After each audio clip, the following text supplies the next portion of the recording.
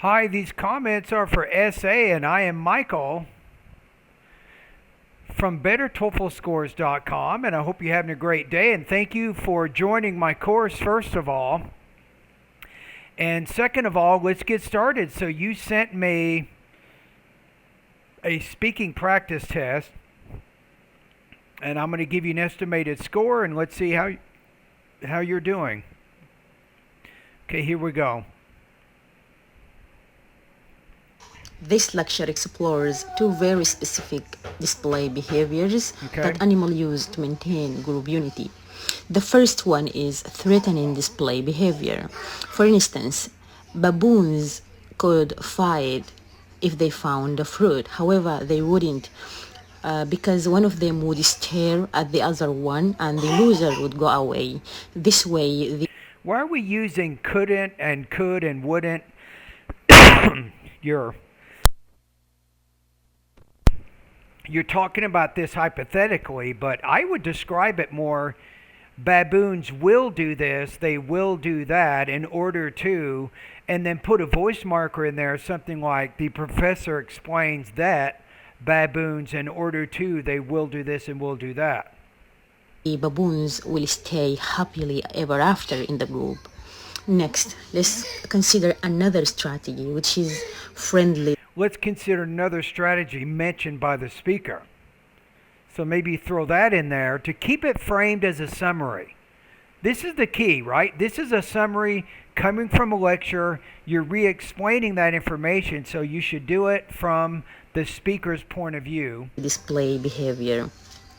Returning to our example, if the two baboons fight for that fruit, they would reconcile in the end, hugging each other as if they're telling that we're normal, we're good, which will stabilize the group unity. So those were the most interesting details on the strategies that animals use. I wouldn't say those are the most interesting details. Those are the two behaviors explained by the professor. Right? I would end it like that, but keep everything neutral. It's not interesting, it's not boring. You're simply explaining that information using a more objective tone. That's what summaries are all about. Right? So the question is, what is your score right now and why? So on this one, I think you definitely had some problems with pacing, kind of a choppy rhythm or pace at times. I think your grammar is not bad. You did have a few problems explaining some things in there, I think, using the right vocabulary and the right grammar, but you seem to have pretty good control over that area. Your response seems to be pretty organized, except the conclusion. You can probably do better with that and connect that better, or connect that more cohesively back to the response. Instead of saying, and these are the interesting details, use some of the key words from what you talked about and restate those at the end to kind of tie everything together. That would be one of my comments on that.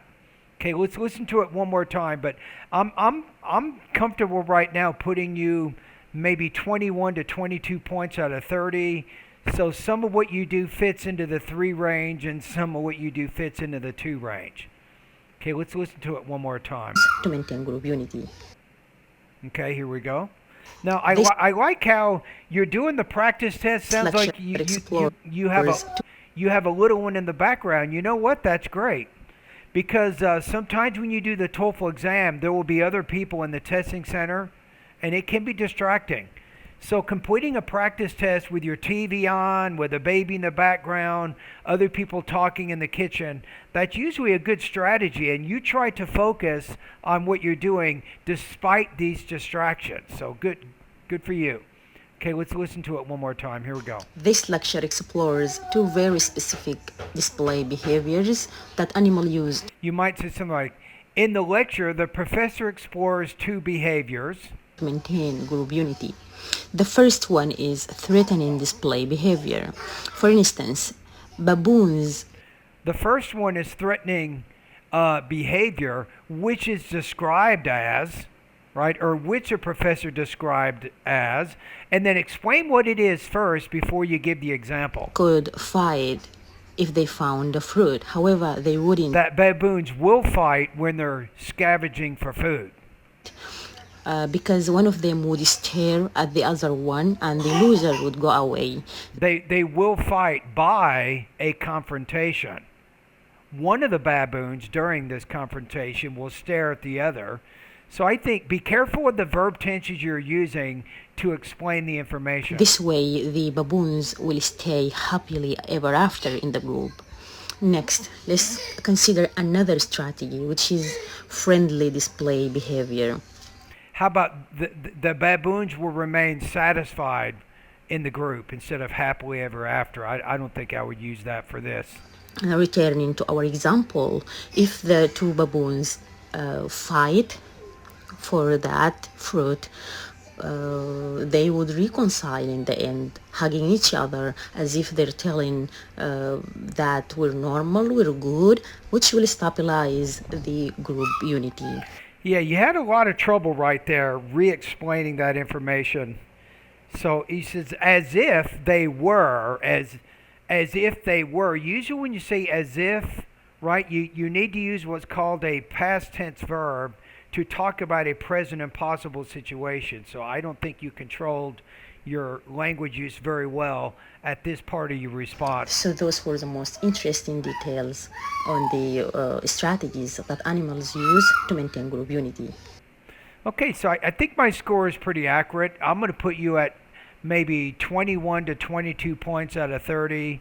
It might even be lower than that, to be honest with you, but I don't want to be too difficult or too hard on you right now. But you do need to make improvements, I think, with your pacing, with your pronunciation. You need to improve your language use. You need to have a little bit better control over your verbs as you explain the information, and you can organize ideas better even. All right, and thank you for doing this practice test.